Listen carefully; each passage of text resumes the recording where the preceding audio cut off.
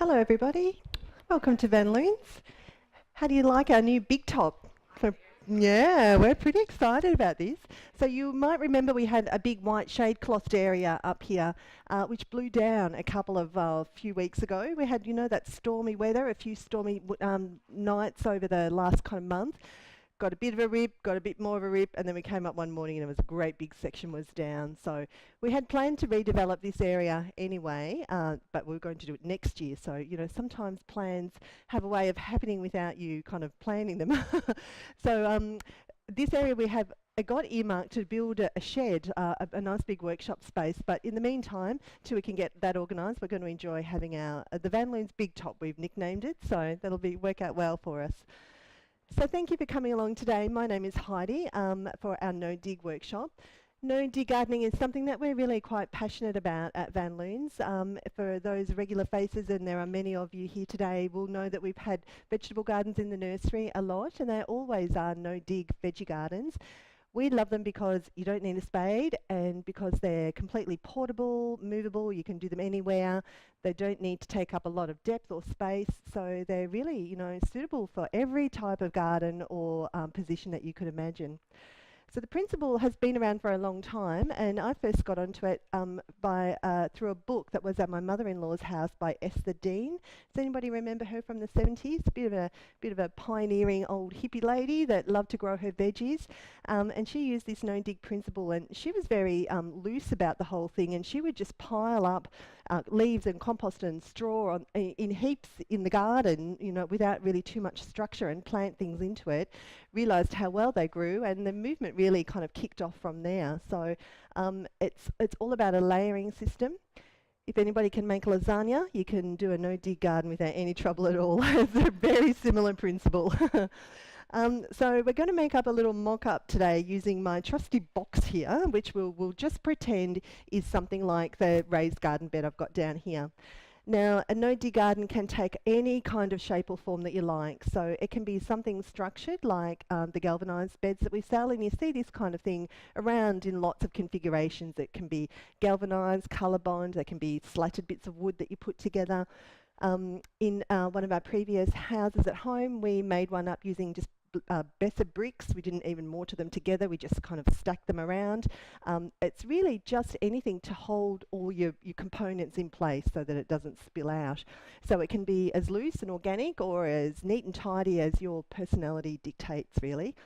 But these work well because they're raised, which is another, I think another thing that people who like the idea of no-dig gardening, often it's because they've got back issues or, bending over. So having it raised up a little bit also takes that stress and strain out of your back as well. So that's a good reason to use those. So we're going to pretend that we're making it in this galvanised thing today. So you just need to use your imagination with this one here. So it's all about starting with layers. So the first layer that we recommend to use is just good old newspaper. So save up your Saturday ages for a few weeks so that you've got a really nice, quite chunky amount of paper. You could use cardboard, it could be any kind of paper waste really, and that just gives a bit of water retention at the bottom. It will help with a bit of weed retention as well. Because no-dig gardens can go anywhere, you can put them anywhere. They could go on the lawn, they can go on paving. When we had them in my garden at home, we have very large trees that cause a lot of root competition, and that was the reason really that we chose to do a raised garden bed, was because we just couldn't physically dig in the soil. So instead of using newspaper, we actually put down plastic, black plastic, the evil black plastic, but that stopped the roots coming through. And what we did when we laid our better bricks down was we just left gaps, regular gaps round the base so that the water could drain out. So if you're putting it with onto kikuyu lawn, for instance, or with root competition, you could substitute that paper for black plastic, and that will just to help to prevent that. But if you're doing it on paving or a clean surface, just a nice thick layer of newspaper would be perfect. So we start with our newspaper. The next level that we want to create is really just adding some bulk. Because vegetables really only have, usually, lettuce only needs a little bit of soil, tomatoes a bit more depth. So if you're growing a no-dig garden in something that kind of depth, you don't need to have it full of lovely soil all the way to the bottom because it will really just be a bit of a waste. So to take up that space in the bottom, you can do a number of things. You can save up all your plastic milk bottles and just do a layer of those in the bottom that just takes up some physical space. You could fill it up with bark mulch, would be another nice way of doing it, or you could fill it up with pea straw. We often sell a bale of pea straw just to sit in the bottom, and that becomes your bottom 2/3. So imagining again that we're using our tank here, you'd want to fill about half or so with something just to take up that gap, leaving yourself at least 30 to 40 centimetres at the top. That will become the growing medium. So we're going to use straw today. But it's a really good way to get rid of big old milk bottles. When we plant up in the nursery, on your way down near our outdoor cafe seating area, we'll see we've got some lovely big boxes there with orange trees and olive trees, lemon trees. Because they're so deep, we did that with old plastic pots. We just had a rummage around down in the back shed, found lots of old plastic pots, turned them upside down, so it just takes up some of that physical space. Because the roots don't need it all, and it just ends up getting really wet and heavy and claggy. So it's a good little trick if you're using big pots to do that. So we're just getting a nice layer of straw at the bottom here. Now, of course, over time, this will start to decompose and you lose the air out of it, and the whole thing will start to sink down. So don't worry at all about that. That's just quite normal. And what we do to keep your level up is each season you just add on another layer or two so that you end up with the whole thing just replicating down. So you can see the kind of level of straw you can get there. We've really built that up quite nice. There's lots of air in there, so it lets plenty of air circulation around the roots. It will stay warm, so it keeps the soil warm as well. So that's our first layer there. Now in your brochures I've popped on the table, gives you a bit of a recipe. And like lasagna, there's never one recipe. It's all up for personal interpretation. And that really is just a guide. So you can do as many layers using as much different kind of composty type materials as you've got at hand. Excuse me. We love this one, Humus Plus. We sell loads and loads of this in the nursery, and if anybody's used it, you'll know why. It's just like really gorgeous, thick, beautiful, composty mulch. But if you have your own compost, that's great. Use that one. If you've got a friend who's got a dairy or a horse stable, you'll be able to use aged manure just as nicely. So this is all about now getting that second, or really our first layer of growing medium in there. Now you can mix this with a bit of garden soil as well. When I did mine at home, I used a mixture of Humus Plus, some aged cow manure, and because we were doing quite a big bed, I just wanted to bulk it up a little bit. I used some just some garden soil, just pinched it from here and there around the garden. So that, in a real life situation, would be probably about 10 centimetres thick. You're looking at having that layer there. So we're just starting to build our layers now. The next one you would do is another straw layer. Now you can use any kind of straw. I'm just using our bag pea straw, but it could just as easily be lucerne or sugarcane mulch. Doesn't matter really which straw it is, just as long as it's a dry component. You could even mix in some autumn leaves. If you were doing this in April and you had lovely big elm trees, there's no reason why you couldn't put in some leaves. So it's a little bit like building compost. You have those wet layers and dry layers, so we're replicating that a little bit here as well. So it's not quite turning out quite as visible as I thought. Are we all using our imaginations? And then we do another layer of the compost on top. When we first did this at the nursery, we followed the Esther Dean book. And she said to just use, I think it was something really small, like an inch of compost on top of that last layer of straw. And we all looked at each other and went, no, it's never going to work. We're planting and the seedling roots are touching the straw, they just won't grow. But we gave it a go, and you just wouldn't believe how well everything really grew. It was amazing. So we've done a big layer of straw, compost, straw, compost. You can do another layer of compost and straw, but Esther Dean recommends just those layers there. So you can just start with those ones. If you're going to grow something like tomatoes or eggplant or capsicum, some of those bigger growing kind of vegetables, I would recommend doing another layer or two just to give yourself a little bit more depth fairly early on. But if you're going to just be growing leafy things like lettuce or spinach, they'll be absolutely fine in that kind of lower amount of compost. So what happens is, in next to no time, that all starts absorbing water, breaking down, and plants, they just grow away like you wouldn't believe it. So it really, really honestly works better than we've ever seen anything work before. So we're completely sold. We don't grow our veggies any other way than the no-dig garden. And you can see you really don't need a spade. I was talking about this with my family, and we've got a bit of a cheeky family member, and he was, you know, of course you need a spade. You can't do gardening without a spade. But honestly, you really, really can using this method. So after 12 months' time, let's say we're planting up our zucchini and our corn and tomatoes, and we're harvesting, and it's all wonderful, and we get to March and April next year, time to pull them all out. You will have noticed that this could have sunk down by as much as 25%. You'll lose quite a lot of air, in which case when you've pulled all that crop out, you just simply build it up with some more layers, whether it's another 1 or 2 or 3 or 4, just to get it back up to the level that you like, using that straw compost mix again. You might need to do the bottom layer of straw a bit thicker just to get your volume up a little bit, but just so long as you're keeping your compost levels at around about that 10 centimetre mark, you should have no trouble at all. After a couple, or maybe after 3, oh sorry, question there. We talked about getting the volume up just so that you don't always need, if you're doing them in a raised garden bed, something like this one, you don't need all that depth of lovely soil. So you can just really bulk up that bottom bit to create just a nice about 40 centimetres level of actual growing medium. If you're growing a garden bed, for instance, just using railway sleepers, which we did here a couple of years ago, which is only 30 or 40 centimetres, we didn't do the bulky layer at the bottom. We just laid it up straight away so that you could plant onto it. Creating that bulk at the bottom is really just to get it up to a nice planting height.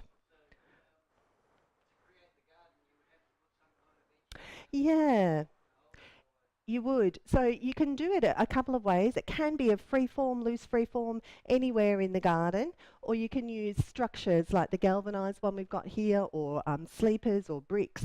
That becomes largely up to your imagination, and any to the height that you want. So the higher you have it, you would just create more bulk at the bottom to bring your level of your planting level up. What were we talking about before that? That's okay, doesn't take much. So after maybe 3-4 years or so, you'll get this bottom layer, and the subsequent layers that you've been putting on will all start to be gorgeous, delicious, beautiful compost, at which case you can empty the whole bed and start again, which is what we did with ours. So we just took away a layer of bricks. I had a garden area that I wanted to redevelop. So after 3 or 4 years, I did enlist a spade and my husband, and we dug the whole thing out, and it was the most delicious, beautiful mix of compost you've ever seen in your life. That went into the garden, and then we started this process again. So it's a good, it's like a living, working compost heap, really, in a way, that you can then utilise elsewhere in the garden. Even though that we'd had many crops of plants going through with lots of root use, lots of nutrients being taken out, that constant building up again of your layers really creates that lovely, rich organic compost mix. Any other questions while we're at this stage? So thank you. You can, no, that is good on its own, because you're using such nice organic materials anyway. But through the growing season, you certainly can use other fertilizers. So because you're doing such a nice organic way of growing veggies, and we're quite passionate about growing organically at the nursery, I would recommend that you keep that going. And there's lots and lots of organic fertilizers on the market these days. Dynamic Lifter Do, this is an organic base one, which is a chicken manure base, and it's got additives. I think it's got what's it got in it, this one? I think it's got blood and bone and a few other good bits and pieces anyway. So certainly you could top dress feed them through the season, particularly when you're growing bigger veggies like tomatoes and eggplant that just need that regular feeding through their longer productive life. So something like that, and that will only go in to improve your mix as well. Now, if you're wanting to do the gourmet type no-dig garden, one of these top 2 layers of compost, there's no reason why you couldn't sprinkle in some dynamic lifter, a bit of extra blood and bone. Like a lasagna, you can make it as delicious as you like, really. So, excuse me, it will grow just as lovely using those basic ones. But if you want to add in a bit of, pesto or anything else that's more delicious to make it all that better, we'll only benefit from it. Also feeding, you can use things like power feed. That's one put out by Seasol. That's another organic one. Used in conjunction with Seasol, because Seasol's not a complete fertiliser. It's a plant stimulant. Using it along with a fertiliser, you'll get really lovely growth out of your veggies as well. Now, we've got our veggies, our no-dig garden ready to plant. So often they will be raised, so snails are not such a problem, which is a real advantage, but inevitably you'll get a couple sneak up and into the garden bed. So there's a couple of ways that you can treat snails organically. This one, escargot, is a copper spray, and it's used as a barrier. So when you're using a contained garden area like this one, a spray around the perimeter will often be enough just to keep those snails out of the area. Even if you just have to hand pick, a few of those sneaky ones that find their way in, turf them over the back fence, not into the neighbours, just onto the back lane. So that's a nice natural way of treating it. But if you do have a snail problem, then sometimes you need to crack out the big guns. This is the most friendly of the snail baits. It's an iron base, so it's a natural component, but it is still toxic. So if you have pets, only ever a sprinkle and make sure that it gets locked away nice and safely. Excuse me. So we're just at that kind of in-between planting time. It's still a little bit cold to get things like tomatoes, corn, zucchini in, but it's getting a little bit late now to plant Brussels sprouts and cauliflower, those real wintry veggies. So if you're busting to get out there and do something this weekend, there is still plenty that you can plant. So I've picked out a few of those kind of trans-seasonal vegetables that will see you through this kind of in-between stage. Leafy greens you can grow all year round, and in something like a no-dig garden, it's 3 weeks and you can be picking those to pop in your salads. So the baby spinach, lettuce of any kind, that's always a good one to get in. Oopsie-daisy. And also things like peas. Snow peas will go just about all year. They work really well in a frame, the tomato frames. So you can pop one of those in the middle of your bed, get your crop of peas growing up. You'll have plenty of peas there to harvest through till about November, December, and it wouldn't be too late then to pop in a tomato, and you could double your productivity out of the space from there. So peas are a nice easy one to grow. If you're using something this kind of shape, adding in a tomato trainer like this to give you a bit of height is a good way of just getting the best out of the space. So in a tomato trainer like that one, and they always go up this way, even though when you buy them they're usually sitting this way, the prongs go into the garden bed at the bottom like that, and that funnel shape just allows the sunlight to get in and around the plant. They're really good for growing obviously tomatoes, but also cucumbers. Peas work really well, so you just get that bit of height, productivity going up. Along the sides, you could do something like a zucchini. You could even do a small pumpkin growing up here, something maybe the golden nugget would work. You could get a zucchini on the side or a capsicum plant, a few herbs and maybe some lettuce around this way. So even in a small space, you can really squeeze them in quite well. So tomatoes, it is early, but they're hardier than you think. We've got them self-seeded coming up in one of our flower beds in the nursery. I always think when you see them self-seeding in the garden, you can start to think about getting them in. But they will need some kind of protection and not in a really windy spot. In a garden bed this kind of size, I'd probably recommend the pot tom. That's one of the smaller growing ones. It's a fairly chunky little plant, about probably 80 or 90 centimetres high. Doesn't particularly need a trainer, but will do well in a trainer as well. We'll give it that added support. They have a small to medium-sized fruit, but and quite fleshy, so a good one for slicing in sandwiches. If you're going to do a larger garden space, you could think about the taller growing tomatoes, and there are loads of these. Tommy Toe is a real favourite, and Black Russian is a real favourite one too for a bit of colour contrast. Rather than growing a big tomato in a bed like this, because it's going to chew up lots of space and limit other things that you can put in it, and I meant to bring one up with me and I just forgot, but we've got them at the registers. You know those big green bags that you can grow potatoes in? They kind of look a little bit like weed mat. You can get really big ones. They would be ideal for growing a tomato in. And there's no reason why at all why you can't use a no-dig method, even in a big grow bag like that. Even a big size 50 centimetre pot, you can still use that no-dig method. Doesn't have to be a garden bed, but in a big wine barrel, again, you could do that method again. So that would be a great way to just grow a single tomato. Just remember, if you're going to be doing a tomato or an eggplant or a capsicum, something that's a bit more shrubby, to give it that at least 3 layers of compost, just that extra layer in there.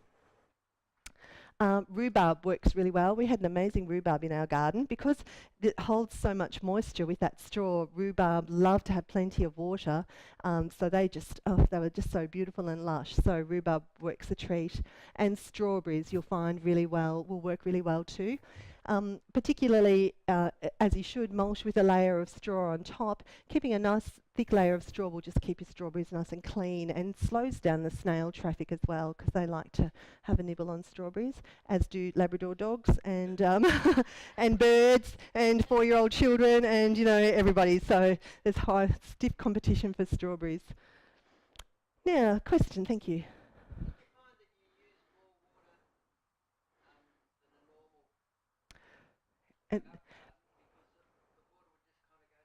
Yeah, I think water retention is excellent with this. So I would say certainly not more water, potentially less water. Your watering program, depending on what you're growing, if you're growing little leafy ones like lettuce, you need to water them a bit more frequently than something like a tomato, but you'll find the water retention excellent. All this straw is like a sponge and like a straw in that it sucks up the water, so it will really hold on to the water very, very well. Very efficient way to garden. Yeah. The asparagus growing in them, you certainly can, but it's a good question because there are some things that don't grow very well in no-dig gardens. Asparagus would be one I would give their own bed, so I would think about doing them in a wine barrel or something on their own, just because asparagus are quite long-lived. I used to work in a garden many, many years ago in the Western District, and they had asparagus plants there that were 33 years old, and they just had crowns like this and enormous, great big, gorgeous spikes of asparagus. And they have very deep root systems, so they're difficult to move. So you wouldn't want to have them in amongst other veggies because they're a bit too competition too vigorous. But absolutely on their own, they'd rocket away. But other things that don't work very well, or things that don't work very well in no-dig gardens, are the root vegetables. So things like carrots and parsnip, particularly. Because they hit this straw and they just don't know what to do, so they fork and you get lots of funny little hairy legs going everywhere. Onions are another one that don't like to be in the no-dig garden. They both like a sandy, nice smooth sandy loamy soil, so that the carrots can put nice deep tap roots down, and the onions need that excellent drainage. This just stays a little bit wet for onions, so they're probably the two groups that don't do so well in a no-dig. But everything else will do really well. Potatoes are really good too in this. Thanks. Yeah.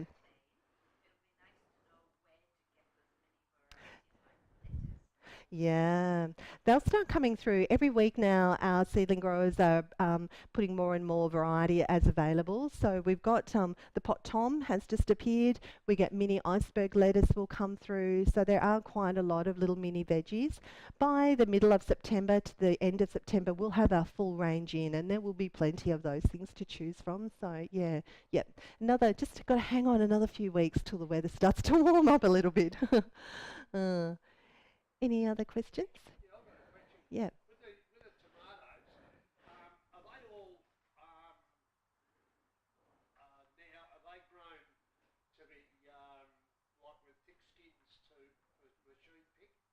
There's lots and lots of different tomatoes that you can choose. Usually the ones that you buy and grow yourself are not really thick skin ones. The commercial growers tend to use the thick skin ones because they can load them all in their boxes and drive them along the highway and dump them into semi-trailers and put them into supermarkets and they don't bruise. But the ones that you grow at home will tend to be thinner skins because they're not the ones that you buy in the supermarket.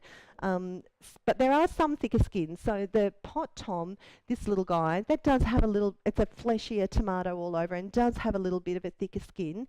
But something like Groslis or Mighty Red, you'll be able to just slice through those like butter. So they're lovely, and you don't buy those at the supermarket. And that's the beauty really of growing your own, is that you do get Groslis. It's been around for donkey's years. Yeah. Mighty Red, Apollo, yeah, there's lots and lots of them. Beef steak would be another fleshy one. If you like a fleshy one, ox heart beef steak or pot tom will give you that kind of chunky tomato. Mortgage lifter, that's another big one, yeah. This year we're going to be having quite a lot more heirloom vegetables coming through. One of my seedling growers has put a few more of those out as available, so we'll certainly be stocking more of those this year. And actually we've got a huge selection of workshops. I've put some little pamphlets on the chairs, make sure you take one home. But I haven't put on yet because we just had confirmed Simon Rickard. He'll be doing a workshop for us on heirloom gardening. Simon is a published author. He's got quite a few garden books out. He's coming in the middle of September, so he'll be really worthwhile. We've got one on tomatoes that Paul, our manager, is doing in October, and then Simon's coming shortly after that. So we'll have a couple of tomato ones there close together, but we'll advertise that quite heavily. And it'll be on our website, so if you happen to forget when it's on, just jump online and you can see all our workshops there. But tomorrow we've got growing lawns, so Paul will be doing that. So the challenge of keeping a lawn looking nice through summer. It's easy to do it now, they all look beautiful, but how you can keep that going, and it can be done with an efficient use of water. And then next weekend we have the Geelong Orchid Society coming along to do a workshop on growing orchids. So they're just looking amazing in the shop, the batch that we've got in there at the moment, but people often say, oh, I can't get them to reflower, or what on earth is a back bulb, and when do I repot it, and what's that funny stuff on the leaves? So the Orchid Society make it really easy. So they're really passionate about orchids, and they'll be along next Saturday, so that would be worthwhile too.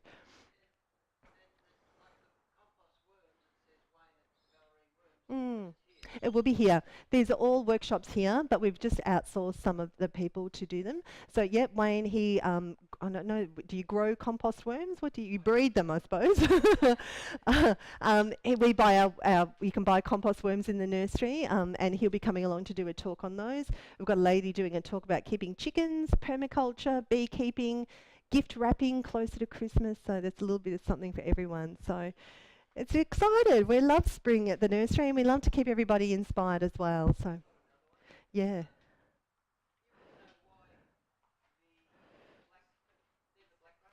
Black Russian, that's right. Mm. Because they're novelty. And there's absolutely no reason other than that. No, so you can grow them just as easily as you can a red tomato in your garden. So as the season goes on, we've got Black Russian now, but we'll also have Tigerella, which is a nice orange and yellow stripe, Green Zebra, which is a green and yellow stripe. There's another little black cherry. We have a yellow cherry. So you can have all colours of the rainbow and have, the most beautiful tomato salads and impress your friends and neighbours. Yeah.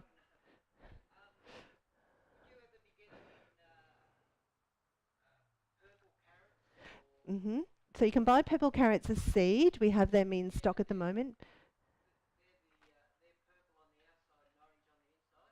Okay. Oh, purple all the way through. I'm not sure about that. Yeah. Yeah. If we don't stock them, Diggers Seed Club would be worth inquiring. They have lots of different heritage style veggies, so they'd be well worth it jumping online and seeing what they offer. Yeah. Yeah. Yeah. Good. Any other questions? All right, everyone, out to garden.